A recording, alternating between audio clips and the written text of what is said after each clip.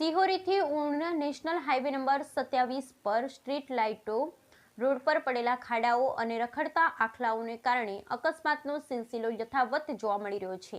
થરા-રાધનપુર national highway પર ઊણ નજીક dumper ચાલક ડિવાઈડર પર ચડી ગયો, સદનસીબે જાનહાનિ ટળી. સિહોરીથી ઊણ નેશનલ હાઈવે નંબર 27 રોડ પર સ્ટ્રીટ લાઇટો, રોડ ઉપર પડેલા ખાડા અને રખડતા આખલાઓને કારણે અકસ્માતનો સિલસિલો યથાવત જોવા મળે.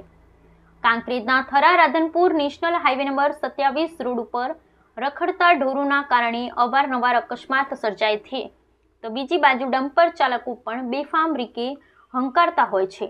થરાથી રાધનપુર તરફ જતા ડમ્પર ચાલકે સ્ટીયરિંગ પરથી કાબુ ગુમાવતા ડિવાઈડર પર ચડી ગઈ હતી. પાલનપુર તરફથી રાધનપુર તરફ જઈ રહેલ ડમ્પર ચાલકે ગાય આડી ઉતરી હોવાનું જણાવ્યું હતું. નેશનલ હાઈવે રોડ પર સ્ટ્રીટ લાઇટો, રોડ પર પડેલા ખાડા અને રખડતા આખલાઓના કારણે અકસ્માતનો સિલસિલો યથાવત જોવા મળે છે. ગઈકાલે આગળ જઈ રહેલ ગાડીએ ગાય આડે ઉતરતા પાછળ આવી રહેલા ડમ્પર ચાલકે કંટ્રોલ ગુમાવતા રોડની વચ્ચેના ડિવાઈડર સાથે ટકરાતા અકસ્માત સર્જાયો હતો. અકસ્માતમાં કોઈ જાનહાનિ થઈ ન હતી, પરંતુ બંને વાહનોને નુકસાન થયું હતું. જોકે નેશનલ હાઈવે ઓથોરિટીની ઘોર બેદરકારી સામે આવી રહી છે. ખાડાઓ, રખડતા ઢોરોના કારણે નાના મોટા વાહન ચાલકો અકસ્માતનો ભોગ બને છે.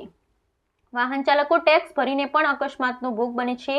શું તંત્રના અધિકારીઓ દ્વારા કડક સૂચનાઓ આપવામાં આવે છે અને ઘોડીને પી ગયા છે કે પછી તંત્રની સાંઠગાંઠ જવાબદાર છે, એ સમજાતું નથી. ત્યારે હવે નેશનલ હાઈવે ઓથોરિટીનું નગરોળ તંત્ર ઊંઘમાંથી જાગી રોડ પર પડેલા ખાડાઓ પૂરવા માટે કાળજી રાખે એ જરૂરી છે.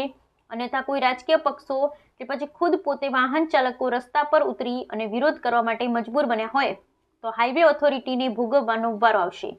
હાઈવે રોડ પર લગાવેલી સ્ટ્રીટ લાઇટો ચાલુ કરવામાં આવે અને રખડતા ઢોરો અને રોડ ઉપર પડેલ ખાડાઓ પૂરવામાં આવે, અન્યથા રણસિંગુ ફૂંકાય તો નવાય નહીં.